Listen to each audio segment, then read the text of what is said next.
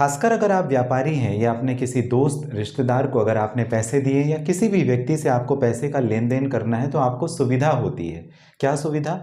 बस एक कागज़ ले लिया, उस कागज़ में लिखा हुआ है कि वो बैंक का एक नोट है जिसे आप चेक भी कह सकते हैं, और उस चेक को आपने बैंक में डाला, आपको पैसे मिल गए। सुविधा होती है। जी हाँ, कहीं पैसे लेके जाने की ज़रूरत नहीं।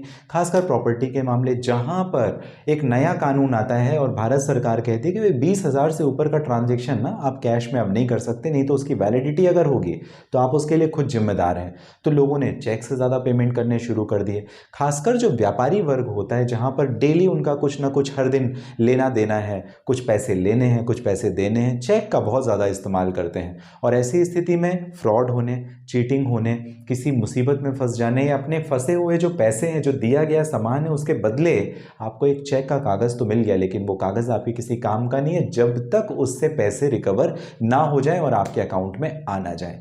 ऑनलाइन ज़माना है और इस वजह से बहुत ज़्यादा जो फ्रॉड हैं वो भी हो रहे हैं, डेलिबरेटली हो रहे हैं। लगातार ऐसे जो मामले हैं वो सामने आते हैं और चेक बाउंस की कहानी आपको समझनी ज़रूरी है। इस पर्टिकुलर वीडियो की सीरीज़ में हम आपको बताएंगे पूरा का पूरा विवरण चेक बाउंस के केस से संबंधित। आखिर चेक बाउंस के जो केसेस होते हैं, जो पर्सनल ट्रांजैक्शन होते हैं, उन्हें कैसे आप सही ढंग से कर सकें। अगर आपका पैसा रुक जाता है, नहीं दिया जाता है, तो कानूनी प्रक्रिया क्या होगी, कैसे आप अपने पैसे को रिकवर करेंगे, इन सारी चीज़ों के ऊपर हम बात करेंगे। नमस्कार, आप सभी ने शुरुआत अशोक पांडे के साथ लीगल एडवाइस में की है। इस चैनल के माध्यम से लगातार जो कानून की जानकारी है हम आपको देने का करते हैं प्रयास, इस वजह से सब्सक्राइब जरूर करें।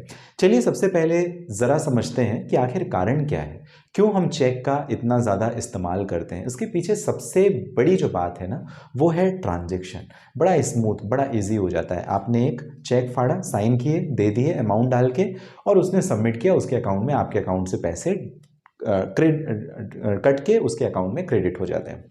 अब ऐसी स्थिति जहां पर मैंने आपको 5 लाख रुपए का चेक तो दे दिया, लेकिन वो चेक डिसऑनर हो जाए, वो चेक बाउंस हो जाए, ऐसी स्थिति में क्या, उसके पीछे कुछ ना कुछ कारण होंगे। जैसे इनसफिशिएंट फंड, यानी मैंने जो आपको 5 लाख रुपए का चेक दिया वो मात्र चेक है, लेकिन मेरे अकाउंट में पैसे ही नहीं है। इनसफिशिएंट बैलेंस, मेरे अकाउंट में पैसे ही नहीं है 5 लाख, तो इस वजह से वो बाउंस हो जाएगा या डिसऑनर हो जाएगा।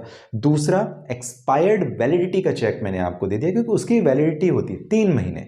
जी हाँ, 3 महीने अगर उसकी वैलिडिटी है from the date of issuance, मान लीजिए कि वो उसे सितंबर में इशू किया जाता है, अब आपने उसे जनवरी में डाला, अगले साल की जनवरी में, तो वैलिडिटी नहीं रहेगी। मतलब सितंबर, अक्टूबर, नवंबर तक ही उसकी 3 महीने की वैलिडिटी, 90 डेज की वैलिडिटी है चेक की, आपको उसी के अंदर आपको डालना है। कई लोग ब्लैंक चेक रख लेते हैं, उसका दूसरा सब्जेक्ट है, उसे भी हम जरा बात करेंगे। तीसरा, ओवर राइटिंग।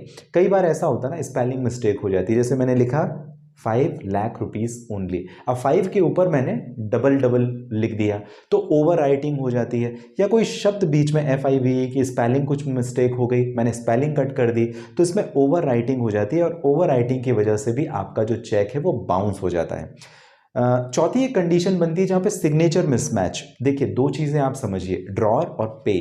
ड्रॉअर कौन होता है? मतलब जो ऑनर है, एक तरीके से मेरे बैंक अकाउंट में पैसे थे, मैंने आपको चेक दिया, ऐसी स्थिति में ड्रॉअर बन जाता हूं, और मैंने आपके फेवर में जो चेक दिया आप पेई बन जाते हैं। आपको देना है मुझे, मतलब लेने वाला जो पेई है और देने वाला ड्रॉअर है। इसको जरा समझिए, बहुत ध्यान से रखने वाली बात है।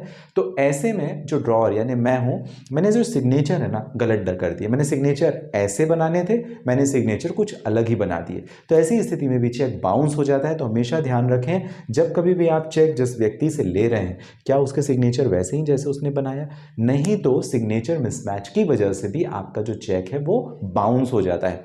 अगली जो बात है, अकाउंट क्लोज। अगर मेरा इंटेंशन ही आपके साथ बदमाशी करना या फ्रॉड करना है, तो मैंने आपसे सामान ले लिया, विश्वास में आप थे, और मैंने अपने क्लोज अकाउंट को का चेक आपको दे दिया। ऐसी स्थिति में जब अकाउंट ही क्लोज है तो उससे क्रेडिट या डेबिट होने का सवाल ही नहीं होता और आप फंस जाएंगे। तो ऐसी स्थिति में चेक बाउंस का ही मामला बन जाता है।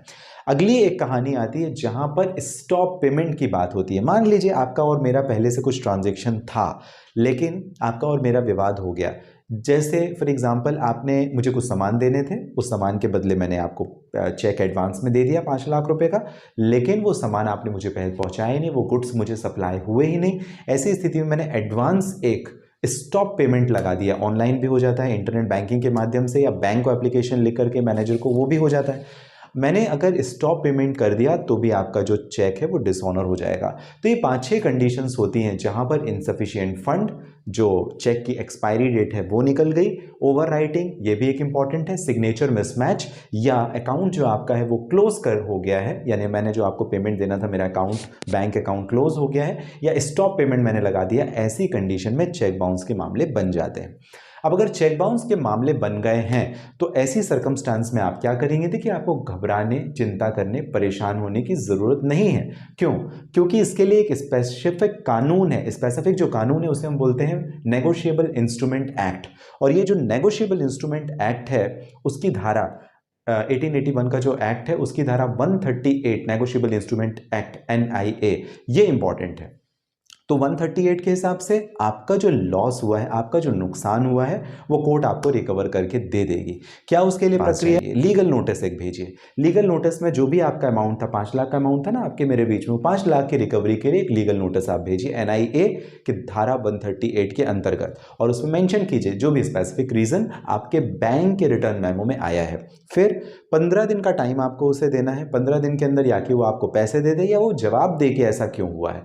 और फिर आपके पास में होता है 30 दिनों का समय।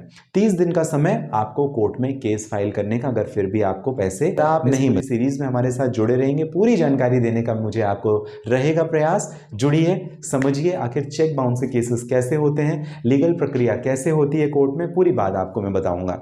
अगले वीडियो में जो इसका पार्ट 2 रहेगा उसे आप जरूर देखिएगा। यहीं जहां पर हम खत्म कर रहे हैं इसके आगे हम बात करेंगे। किसी भी परेशानी के लिए अगर बात करना चाहें, इस वीडियो के डिस्क्रिप्शन में डिटेल है, लिंक है, जहां से डायरेक्टली आपकी और मेरी हो जाएगी बात। मिलेंगे अगली वीडियो में। आप सभी स्वस्थ और सुरक्षित।